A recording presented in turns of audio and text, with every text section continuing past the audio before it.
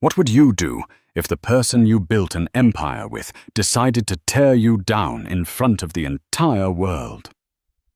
For Emily Hayes, this wasn't a hypothetical question. She stood backstage listening to her husband, the powerful James Hayes, on the grand stage of their own charity gala. He was supposed to be thanking donors. Instead, he was holding another woman's hand, a woman half his age, and preparing to deliver the ultimate public humiliation. The air in the grand ballroom was thick with champagne and scandal. Thousands of eyes were on him, but they had no idea the real show was about to begin. Because Emily wasn't there to cry. She was there to collect. And she was wearing her secret weapon, a gown made of pure diamonds and devastating truth. The Hayes name was etched in gold on the tallest skyscraper in the city. Hayes Global was a titan of industry, a sprawling empire of logistics technology and real estate. To the public, James Hayes was the charismatic genius who had built it from the ground up. He was the face on magazine covers, the voice in boardrooms, the man who commanded respect with a steely gaze and a smile that could disarm presidents. But behind every great man, the old saying goes, is a great woman. In this case, the woman wasn't behind him. She was the very architect of the scaffolding that held his empire aloft. Emily Hayes, his wife of 22 years, was the strategist, the analyst, the quiet force who saw trends before they formed and threats before they materialized. She had met James when he had nothing but a struggling shipping company and a mountain of debt. It was her mind for logistics, her quiet negotiations, and the seed money from her late father's trust that had transformed his fledgling business into a global behemoth. She never wanted the spotlight. She preferred the quiet satisfaction of a perfectly balanced ledger, the thrill of a hostile takeover planned and executed from the shadows of her sprawling home office. James, however, thrived on adoration. He craved the applause, the flash of cameras, the sycophantic laughter of his subordinates. In the beginning, their dynamic worked. He was the sun, and she was the gravity that kept his planets in orbit. But over the last 5 years, the balance had shifted. James's craving for applause had morphed into a desperate need for validation. He began to resent the fact that his most successful ventures were born from her strategies. He'd present her ideas as his own in the boardroom, then return home and criticize her for being too involved, too cold, too corporate. He started to believe his own press, forgetting the woman who had ghostwritten the script of his success. The distance between them grew from a crack to a chasm. He spent more nights working late, a tired euphemism that fooled no one, least of all Emily. She saw the credit card statements, dinners at restaurants she'd never been to, jewelry from Cartier. She'd never receive weekend trips to private islands she'd never see.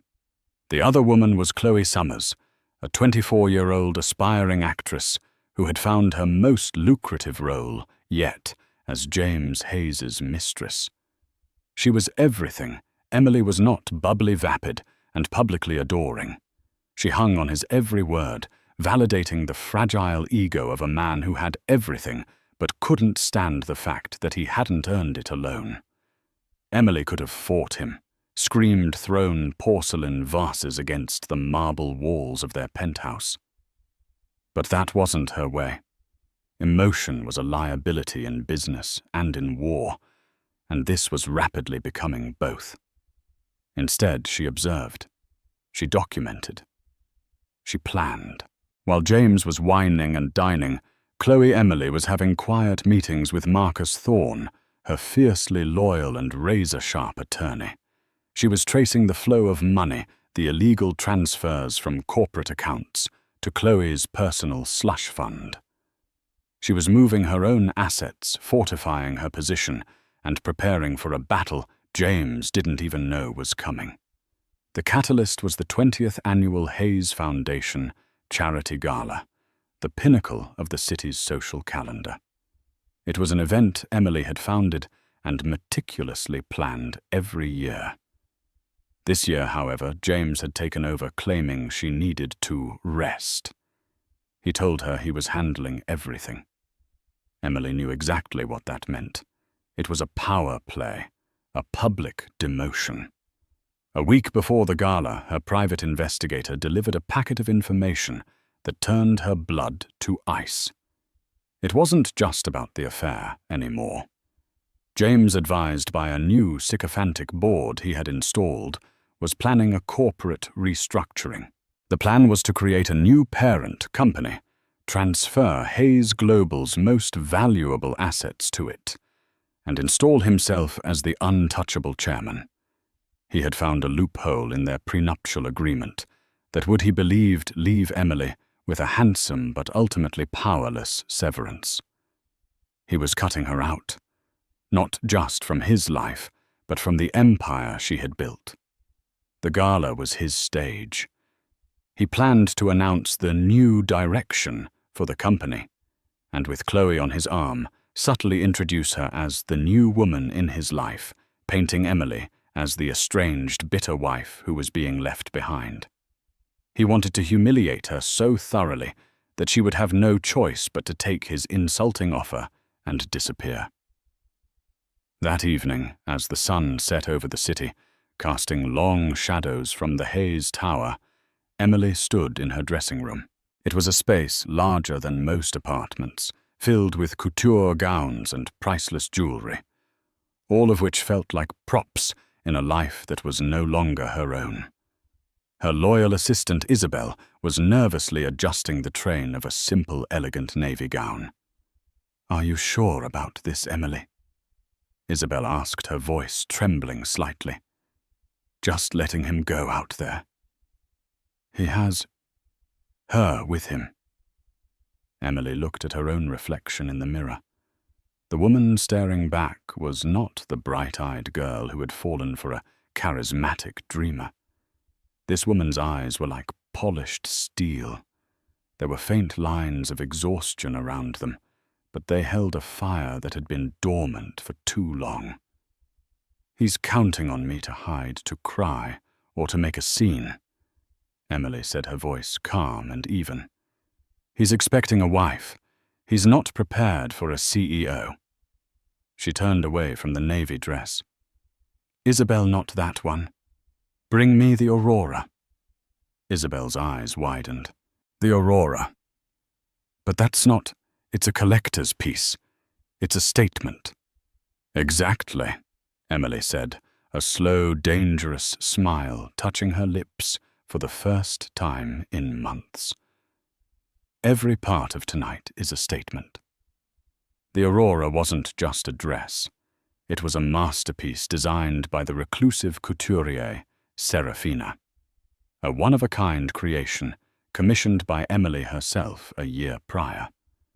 The gown was crafted from a liquid silver fabric that seemed to pour over the body, but its true magnificence came from the thousands of ethically sourced diamonds that were hand-stitched into the bodice and cascaded down the skirt.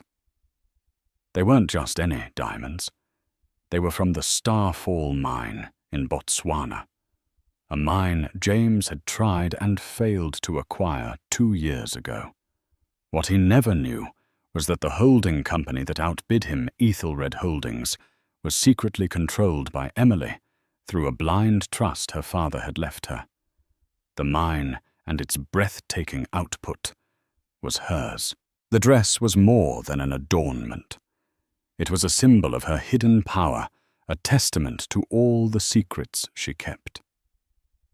As she slipped into the gown, the cool weight of it felt like armor.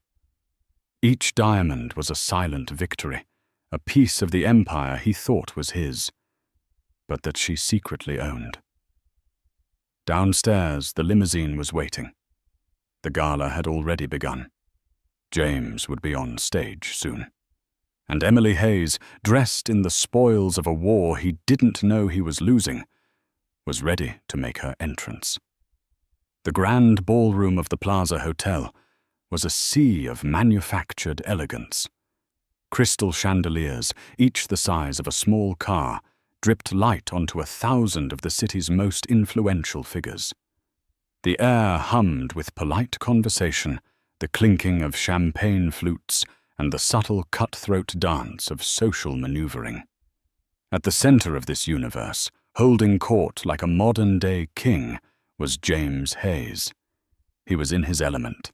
Dressed in a bespoke Tom Ford tuxedo, he moved through the crowd with an easy confidence that bordered on arrogance.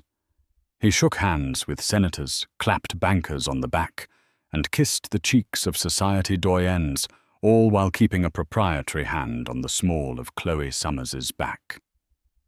Chloe was a vision in crimson, a stark, loud contrast to the ballroom's sophisticated palette. Her dress was daringly low-cut, her laughter a little too loud, her eyes scanning the room, not with the poise of an invited guest, but with the triumphant glee of a conqueror. She was a declaration of war, and everyone in the room knew it. Whispers followed them like the train of her gown. "Is that Chloe Summers?" one woman murmured behind her fan to another. "I thought she was just a rumor." "James doesn't do rumors, darling," her companion replied, taking a slow sip of champagne. "He does public statements. And where, pray tell, is Emily?" The question hung in the air at every table. Emily's absence was a gaping hole in the fabric of the evening. She was the heart of this event. Her grace and intelligence had always been its guiding force. Without her, the gala felt hollow, like a beautiful body without a soul. James reveled in her absence. It was part of his plan. He wanted people to wonder, to speculate. He wanted them to see him with the young, vibrant Chloe, and conclude that Emily was at home, a forgotten relic of the past. He made his way to the head table, where several key members of the Hayes Global Board were seated. Among them was Alistair Finch, a silver-haired old-money titan who had been on the board since its inception. Alistair had been a friend of Emily's father, and had always held a deep, quiet respect for her business acumen. "James," Alistair greeted him, his eyes coolly appraising Chloe. "A wonderful evening, though we are all missing our true hostess." James's smile was tight. Emily wasn't feeling up to it, a bit under the weather. "But she sends her best." He gestured grandly to Chloe. "Alistair, I'd like you to meet Chloe Summers. Chloe is a very dear friend. She's been a great source of inspiration for me lately." Chloe offered a simpering smile. "Such a pleasure, Mr. Finch. I've heard so much about you. James says you're an absolute legend." Alistair's expression remained unchanged. He gave Chloe a nod so brief it was almost an insult. "Miss Summers," he said, then turned his attention back to his plate, a clear and deliberate dismissal. The snub was not lost on James. His jaw clenched. Alistair was a relic of the old guard, loyal to Emily. He would be the first to go after the restructuring. The orchestra began its final flourish before the speeches. James's assistant, a nervous young man named Peterson, scurried to his side. "Sir, it's time. We're ready for you on stage." "Excellent," James said, draining his champagne glass. He turned to Chloe, his voice dropping to a conspiratorial whisper. "This is it. Get ready for your debut, my dear. After tonight, everyone will know who you are." Chloe's eyes glittered with excitement. This was everything she had ever dreamed of. The money, the status, the public adoration, it was all finally hers. She squeezed James's hand, her painted nails digging slightly into his skin. "I'm ready, James. I won't let you down." James walked towards the stage, the spotlight finding him and following him like a loyal pet. The room fell silent. He tapped the microphone, the sound echoing through the vast space. "Friends, partners, colleagues," he began, his voice smooth and commanding. "Welcome. 20 years we have hosted this gala, and every year we break records, raising millions for children's literacy programs. It is a testament to the power and generosity of everyone in this room." He paused, letting the polite applause wash over him. "But traditions, as wonderful as they are, must sometimes evolve. Greatness is not achieved by standing still. It is achieved by embracing the future, by having the courage to shed the old and welcome the new." A nervous energy rippled through the audience. This was not the standard feel-good charity speech. This felt different. It felt personal. Alistair Finch leaned forward, his brow furrowed in suspicion. James's eyes scanned the room, a predator searching for his prey. But Emily was nowhere to be seen. Perfect. He had the stage all to himself. "Hayes Global is on the cusp of a new era," he continued, his voice rising with theatrical passion. "An era of bold new leadership, of fresh ideas, of vitality. We are restructuring, streamlining, and positioning ourselves to dominate the next century. And this new direction for the company is mirrored in my own life." He took a deep breath, preparing for the kill shot. "For too long I have been held back by, let's call it, a difference in vision, a reluctance to embrace the future. But no more." He turned his gaze towards the head table, directly at Chloe. A second spotlight, perfectly timed, illuminated her. Gasps rippled through the ballroom. "I have found a new inspiration, a muse," James declared, his voice ringing with false emotion. "Someone who shares my vision for the future, who embodies the youth energy and passion that will drive us forward. Ladies and gentlemen, please join me in welcoming the future. Chloe Summers." He extended his hand, and Chloe, beaming under the spotlight, practically floated towards the stage, her red dress a slash of scarlet against the dark backdrop. The room was in a state of stunned, horrified silence. This was beyond an affair. It was a public execution. He was divorcing his wife on a charity gala stage in front of everyone who mattered. James took Chloe's hand and held it high as if they had just won a championship. "Together," he announced, "we will be unstoppable." He leaned in to kiss her, a calculated act of dominance for the cameras that were now flashing manically. But just as his lips were about to touch hers, a collective gasp louder and more profound than any before swept through the ballroom. It started at the back of the room and rolled forward like a wave. The grand entrance doors had swung open, and framed in the doorway, standing in a pool of ethereal light, was a figure that made every other person in the room fade to black and white. It was Emily. The silence in the plaza's grand ballroom was no longer polite. It was a heavy, suffocating thing, a physical presence that pressed in on everyone. James and Chloe stood frozen on the stage, their triumphant pose now looking awkward and grotesque. All the energy, all the focus that James had so carefully curated for himself had been stolen in an instant. Emily didn't walk. She progressed. She moved with the unhurried, deliberate grace of a queen entering her court. The gown, the aurora, was alive. It caught the light from the chandeliers and shattered it into a million tiny, brilliant pieces, creating a shimmering aura around her. With every step, the diamonds whispered against the silver fabric, a sound more commanding than any shout. The crowd parted for her, as if by instinct. People who had been whispering about her moments before now stood in mute awe. She was not the downtrodden, humiliated wife they had imagined. She was a celestial event, a force of nature that had just swept into the room. James's face went through a rapid series of transformations. First, utter shock. He had been so certain she wouldn't come. Then confusion. The dress. He had never seen it before. It was magnificent, impossibly so. Where had it come from?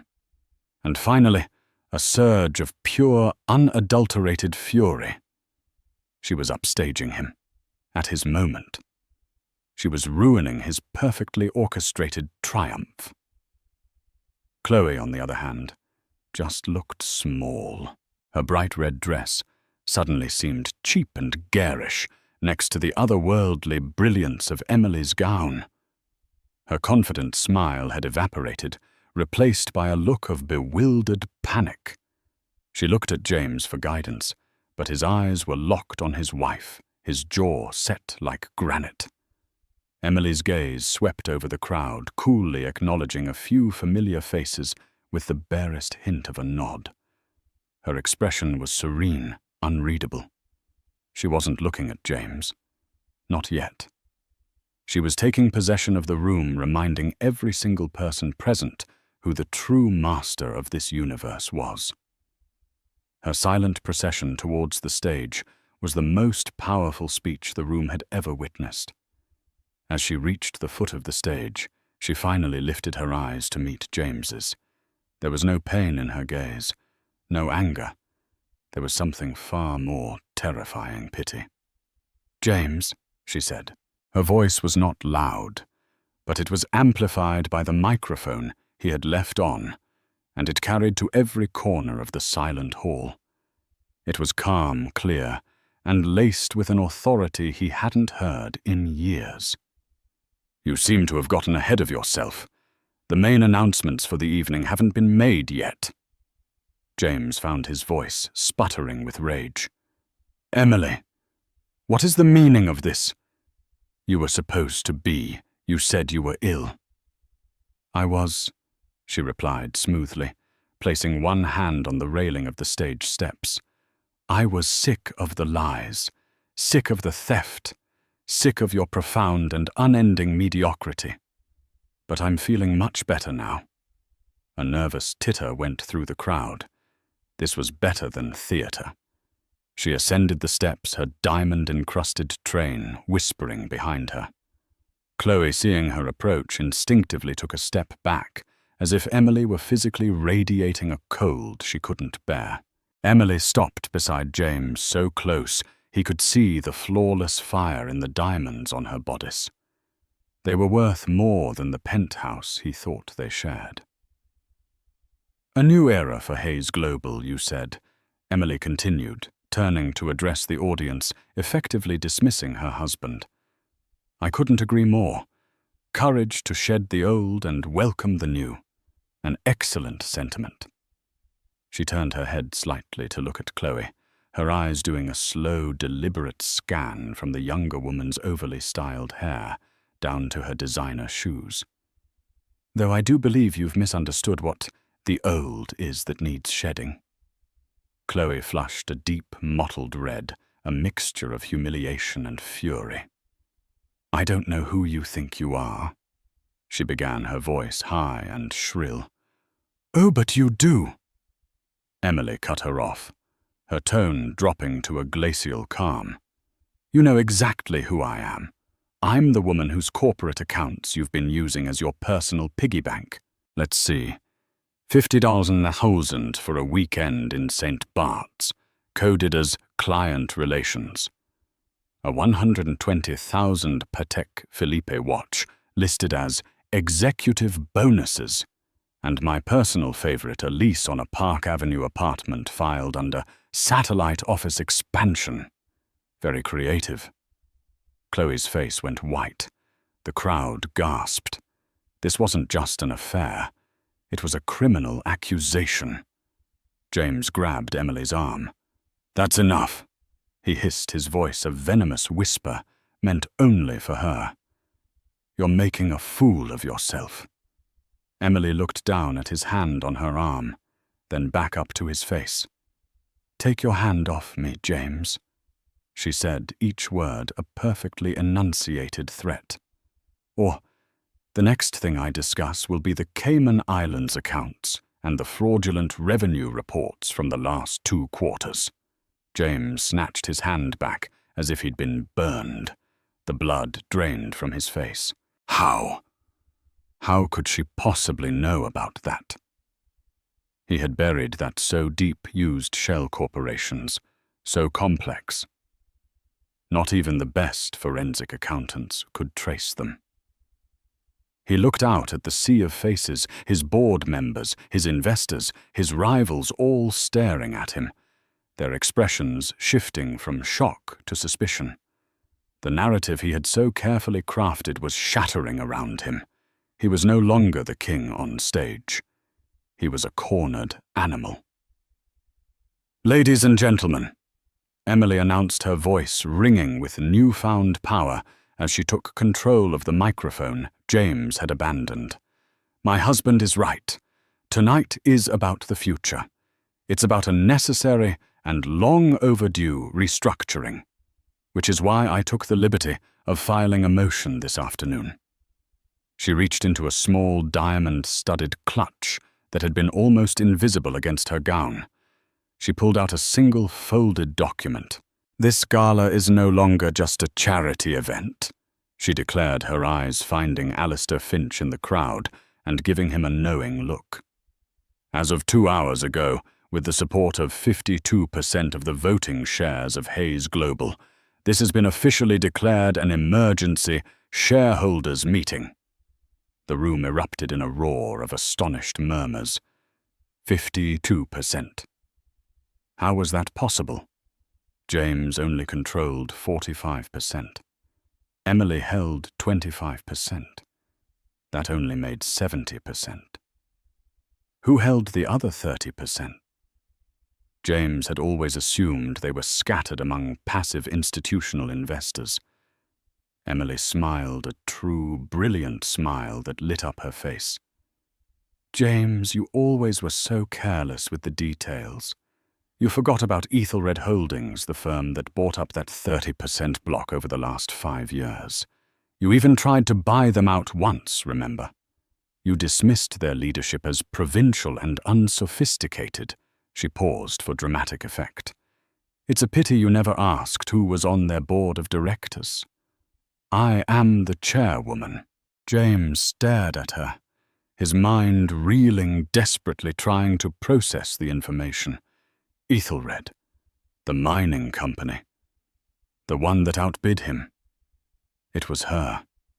It had been her all along.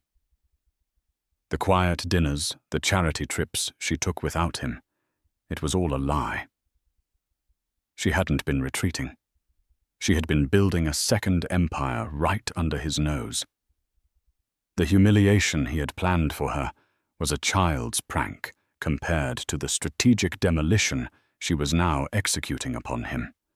He stood on the stage, stripped bare, in front of the entire world, not by a scorned wife, but by a superior business opponent who had just checkmated him in the most public way imaginable. "So yes," Emily said, her voice cool and decisive. "Let's talk about shedding the old. Let's talk about the future of Hayes Global." Her gaze swept past James and Chloe, dismissing them as irrelevant. She was speaking to her board, her investors, her company. "The first order of business, a vote of no confidence in our current CEO, Mr. James Hayes." The words "vote of no confidence" hung in the air, charged and dangerous. For a moment, the only sound was the frantic clicking of cameras as press photographers, who had been invited to capture a society event, realized they were now documenting the corporate coup of the decade. James stood as if turned to stone, his mind a maelstrom of denial and rage. This couldn't be happening. He was James Hayes. He built this company. The shares, the board, they were his. The idea that Emily, quiet, predictable Emily, could orchestrate something of this magnitude was so preposterous it felt like a hallucination, but the look on Alistair Finch's face told him it was very real.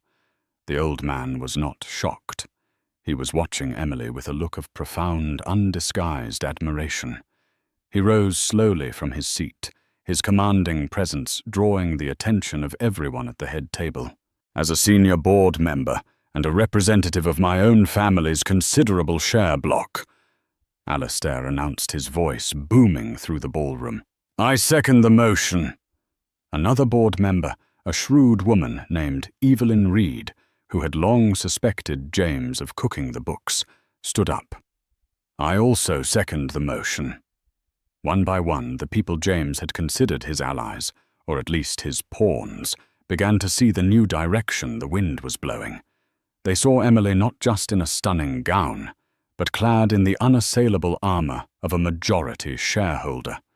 They saw the hard evidence of her claims in the panicked sweat beading on James's brow. Loyalty in their world was a currency, and James's had just been declared worthless. This is absurd, James finally roared, finding his voice. He lunged for the microphone, but Emily simply took a step to the side, holding it out of his reach. He looked like a clumsy bear trying to snatch a butterfly. Security, he bellowed, his face turning a blotchy purple. Get her off the stage. Two burly men in black suits at the side of the stage looked at each other, then at Emily, then back at James. They didn't move. They, like everyone else, were waiting to see who was actually in charge. Emily gave a small, almost imperceptible shake of her head. That won't be necessary. James, the vote is already a formality. The proxies were filed this afternoon. The motion passes. You are effective immediately removed as CEO and chairman of the board of Hayes Global. She turned to the stunned crowd. I have here, she said, holding up a sleek tablet that Isabel, her assistant, had just discreetly handed to her from the wings of the stage, a preliminary report from the forensic accounting team I hired 3 months ago. It details the misappropriation of over $90 million in corporate funds. Some of it went to fund a lavish lifestyle for Miss Summers. She flicked her eyes towards Chloe, who looked as if she might faint.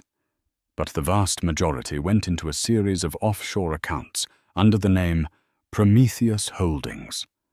A little on the nose for you, James, don't you think? The mention of Prometheus Holdings was the final nail in the coffin. It was his secret escape fund, the one he planned to flee with after gutting the company. She knew everything, every dirty deal, every secret account, every lie he had ever told. The intricate web of deceit he thought made him a genius now felt like a noose tightening around his neck. Chloe, finally grasping the totality of her situation, began to back away. Her dreams of becoming the next Mrs. Hayes, of a life of endless luxury, had evaporated. She was now implicated in a multi-million-dollar fraud. Her association with James had turned from a winning lottery ticket into a life-ruining liability. With a small, pathetic whimper, she turned and fled, pushing her way off the stage and disappearing into the shocked crowd. No one tried to stop her. She was a footnote in a much larger story. James watched her go, his last prop, his symbol of a vibrant future, abandoning him on the sinking ship. He was alone, exposed under the harsh glare of the spotlights that he had once so desperately craved. He turned back to Emily, his rage replaced by a creeping, desperate dread. Emily, please, he whispered, the sound pathetic even to his own ears. We can talk about this. In private. Don't do this. Emily looked at him, and for the first time she allowed a flicker of her own long-buried pain to show in her eyes. In private, you wanted this to be public, James. You wanted to destroy me in front of all these people. You chose the stage. The only thing you miscalculated was who was directing the play. She turned back to the audience, her composure absolute once more. The board will convene tomorrow morning at 8 a.m. to formally appoint an interim CEO while we conduct a full audit and cooperate with the relevant authorities. A press release is being sent out as we speak." She paused, letting the finality of her words settle. "Thank you all for coming tonight. Please enjoy the rest of your evening. And do be generous. The Children's Literacy Foundation is a cause I still believe in, even if its former patron is a fraud and a thief." With that, she turned and walked not off the stage, but towards the back, where a new set of doors led to a private reception area she had prepared. Alistair Finch and the other loyal board members immediately began to move, following her. The power in the room had shifted, coalescing around a new center of gravity. James was left alone on the brightly lit stage. The whispers from the crowd were now a roaring torrent of judgment. The cameras flashed, capturing his utter and complete ruin. The man who had entered the ballroom a king was now just a common criminal. A fool who had handed his executioner the axe and pointed to his own neck. He sank to his knees on the stage, the great James Hayes, finally understanding that the empire was never truly his. He had only been its caretaker, and the Queen had just come home. The private lounge behind the stage was an oasis of calm amidst the storm raging in the ballroom. Here the decor was muted, the lighting soft. A bottle of vintage champagne sat chilling in a silver bucket, and a tray of untouched hors d'oeuvres rested on a mahogany table. This room had been prepared for a victory celebration. Emily had left nothing to chance. Alistair Finch entered first, followed by Evelyn Reed and 2 other board members who had sided with her. They were all buzzing with a mixture of adrenaline and awe. "Emily, that was a masterpiece," Alistair said, breaking the silence. "Sun Tzu would have been taking notes." Evelyn Reed shook her head in disbelief. "Ethelred Holdings, all this time. You absolute genius." Emily allowed herself a small, weary smile. She walked over to the floor-to-ceiling window, which offered a breathtaking view of the city skyline dominated by the Hayes Tower. "He became complacent," she said, her voice quiet. "He confused my silence for submission. It's a common mistake arrogant men make." Isabel Rossi, her loyal assistant, came in and gently draped a cashmere shawl over Emily's shoulders, covering the brilliant diamonds. "The press is in a frenzy," Isabel reported. "They're calling it the gala coup. Chloe Summers was seen getting into a taxi sobbing. And James, he's still out there. Security is trying to escort him out a side door, but he's refusing to move." Emily nodded. "Let him have his moment of public grief. He orchestrated it, after all." She turned from the window to face her allies. "Alistair, Evelyn, thank you. Your support was crucial." "Support, my dear. You held all the cards," Alistair chuckled. "We just had the good sense to bet on the winning hand. The interim CEO.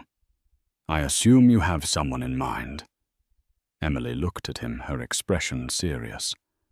"I do. Me." There was a beat of silence, and then Alistair broke into a broad smile. "Of course. There is no one else who could possibly right this ship. The board will approve it unanimously." "Good," Emily said. "My first order of business will be transparency. We release everything. We show the shareholders and the public exactly how deep James's rot went. We take the hit, we clean house, and we rebuild on a foundation of integrity. Hayes Global was my life's work. I will not let his corruption be its legacy." Just then the door to the lounge creaked open. It was Marcus Thorne, Emily's lawyer. He was a tall, imposing man, with a mind like a steel trap. He held a leather briefcase in his hand. "It's done." Marcus said, his voice grim but satisfied. "I've spoken with the DA's office. They've been monitoring the situation based on the whistleblower report we filed last week. They have enough to issue a warrant. They're on their way to pick up Mr. Hayes now." The finality of it all settled in the room. This wasn't just a corporate ousting. It was a criminal matter. James wouldn't just lose his company. He would lose his freedom. Emily felt a pang, not of pity, but of a strange, hollow sadness for the man he once was, for the partnership they once had. It was a phantom limb, an ache from something long since amputated. She quickly pushed the feeling aside.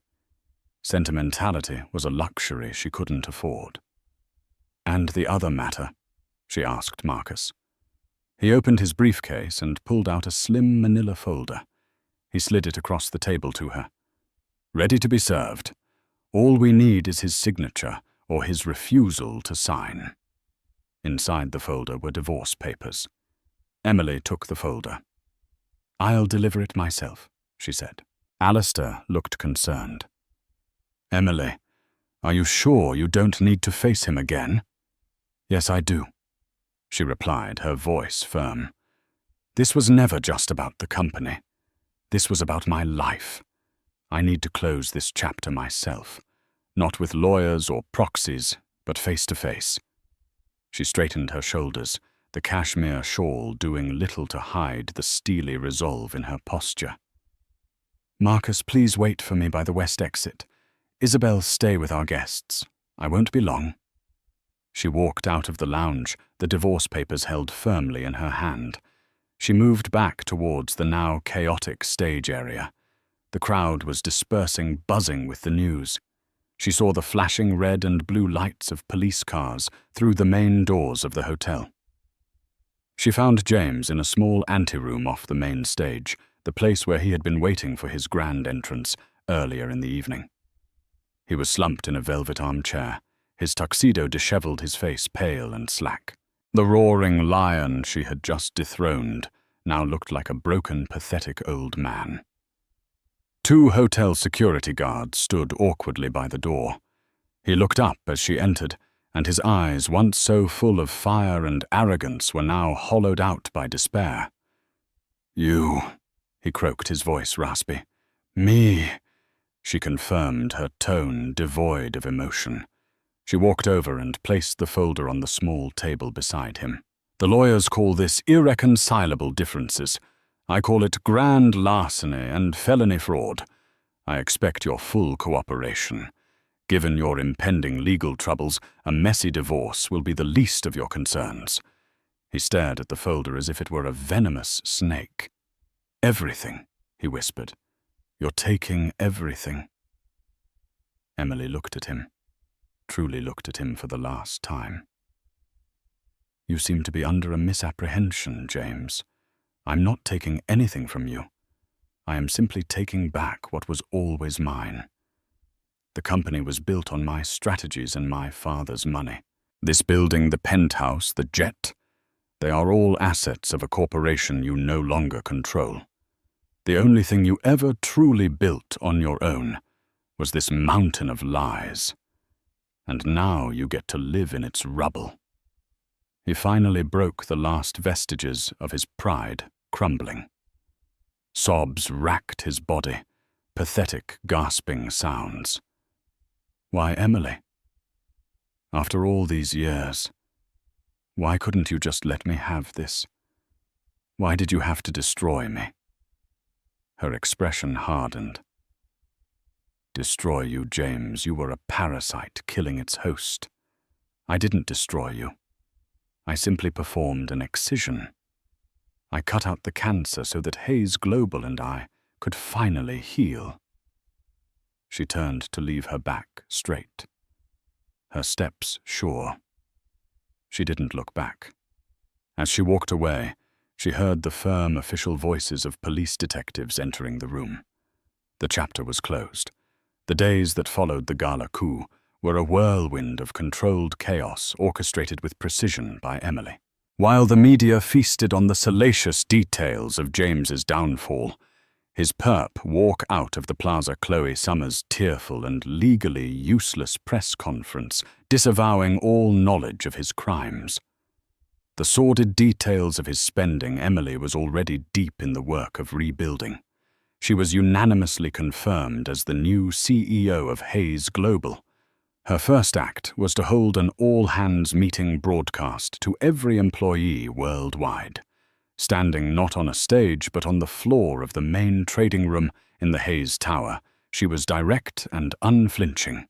She laid out the scale of James's fraud, acknowledging the damage it had done to their reputation and their finances.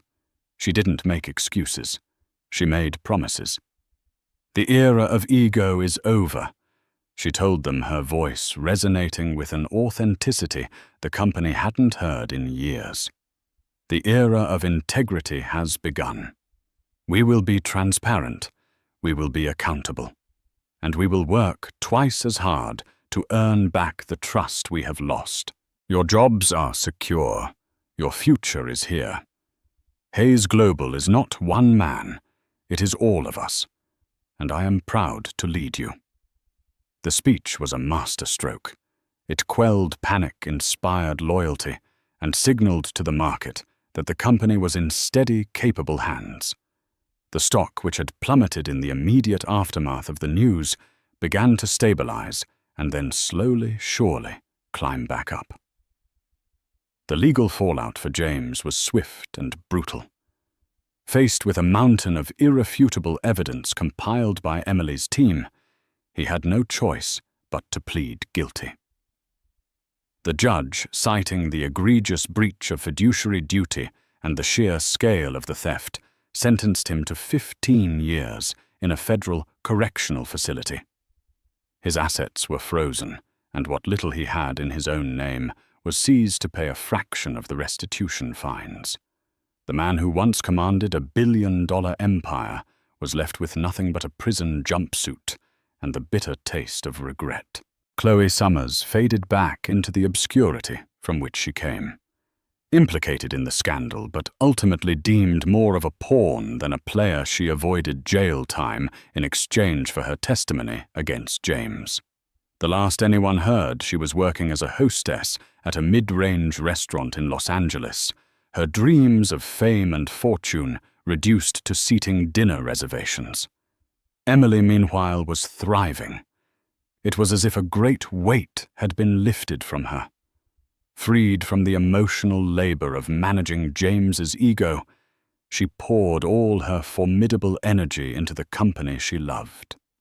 She promoted talented people James had overlooked, scrapped his vanity projects, and invested heavily in the innovative tech divisions he had starved of funding.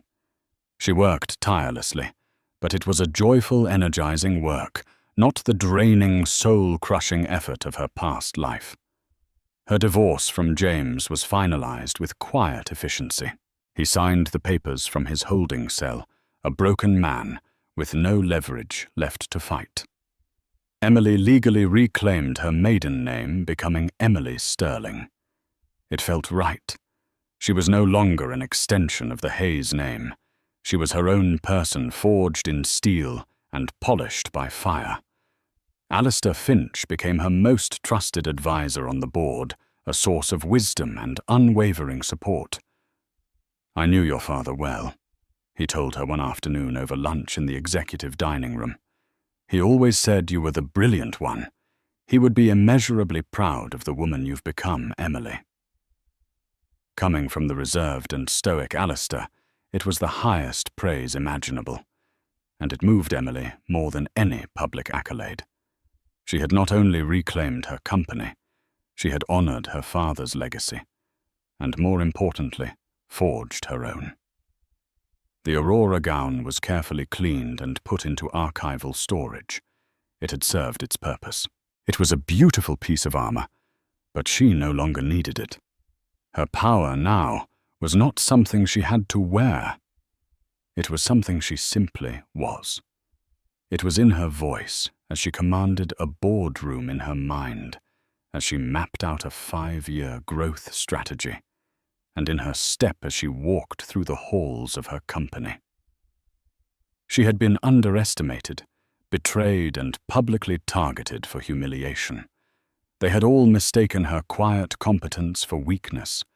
They had never imagined that beneath the placid surface of the dutiful wife lay the mind of a brilliant strategist and the heart of a warrior. They had wanted to write her out of the story, but they had only succeeded in giving her the pen to write a new, triumphant ending for herself. 6 months after the gala, the Hayes Tower was officially renamed the Sterling Tower. The gold lettering that had once spelled out James's name was carefully removed, replaced by the clean, elegant lines of Emily's. The change was more than symbolic. It was a declaration. A new era had truly begun. Emily stood in her office, which occupied the entire top floor. It was the same space James had once used, but she had redecorated it entirely. The heavy dark wood and ostentatious furniture were gone, replaced with clean lines, modern art, and an abundance of natural light. It was a space for work and clarity, not for ego and posturing.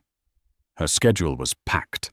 A meeting with the head of R&D about a breakthrough in sustainable logistics, a call with the German finance minister, a final review of the quarterly earnings report, which was projected to be the best in the company's history. She was in her element, thriving on the challenges and the responsibility. Her phone chimed. It was a message from Isabel. "He's here." Emily took a deep breath and smoothed down her impeccably tailored dress. "Send him in." A moment later, the door opened and Marcus Thorne entered, followed by a man Emily hadn't seen in person since that fateful night. It was James's son from his first marriage, a quiet, serious man named Daniel Hayes. He had always been estranged from his father, put off by his bombastic personality and blatant infidelity. Emily, however, had always maintained a cordial if distant relationship with him. "Daniel," she said, coming around her desk to greet him. "Thank you for coming." "Emily," he said, shaking her hand. He looked older, worn down by the public shame of his father's actions. "Or should I be calling you Ms. Sterling now?" "Emily is fine," she said with a warm smile. "Please sit." They sat in the comfortable chairs by the window, the city sprawling beneath them. I just wanted to come here and say it in person." Daniel began, struggling to find the words. "What my father did to you, to the company, it was unforgivable. I'm so sorry." "That is not your apology to make, Daniel," Emily said gently. "You are not your father." "I know, but the name, it feels tarnished," he admitted. "Which brings me to why I'm here. I run a small non-profit that builds schools in developing countries. It's my life's work. I never took a dime from my father. I wanted to build something on my own. But with his name now associated with, well, everything, fundraising has become impossible. No one wants to be associated with the name Hayes." He looked down at his hands. "I'm going to have to shut it down. The children we were helping, they're going to pay the price for his crimes." Emily listened patiently, her expression unreadable. When he finished, she was silent for a long moment, looking out at the city. "Your father's legacy is one of greed and destruction," she said finally, her voice soft but firm. "But a name is just a name. It's the actions behind it that give it meaning. You have been doing good, honorable work, Daniel. That work should not be another casualty of his corruption." She swiveled in her chair to face her desk and pressed a button on her intercom. "Isabel, Could you bring in the portfolio for the Sterling Foundation, please? A moment later, Isabel entered and handed Emily a thick binder. Emily opened it and slid it across the table to Daniel. This is the new philanthropic arm of the company, she explained. Its primary mission is funding global education and literacy initiatives. I've been looking for a flagship partner, a program with a proven track record, and a leader with integrity. Your non-profit is at the top of my list. Daniel stared at the binder, then back at her, his eyes wide with disbelief. You want to fund us? I want to acquire you, Emily corrected him gently.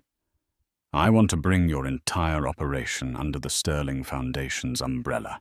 I will give you a 10-year, 8-figure operational budget, a full administrative staff, and the logistical support of a global corporation.